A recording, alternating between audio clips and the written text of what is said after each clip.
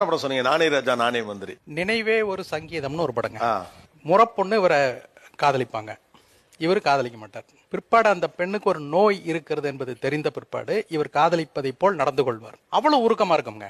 அந்த படத்துல தான் நான் இவருடைய நடிப்புக்கு அவ்வளவு விருப்பமானவனானேன். இல்லை, எனக்கு பிடிச்சது கேப்டன் பிரபாகரன்ல ஒரு கோர்ட்டு சீன் சார்.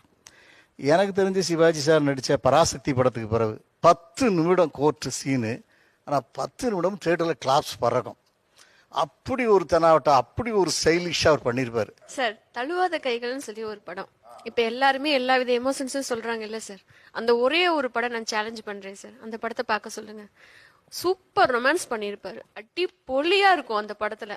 என் புருஷன் தான் எனக்கு மட்டும்தான் அப்படின்னு ஒரு படம். அதுல சுஹாசினியை விரும்புவாரு. அவங்க கிட்ட போய் சொல்லுவாரு, எனக்கு உங்களை பிடிச்சிருக்கு அப்படின்னு. என்னை அடியே சாரதான்னு ஒரு வாட்டி கூப்பிடுங்கன்னு சொல்லுவாங்க. அவரால் கூப்பிட முடியாது. அது ரொம்ப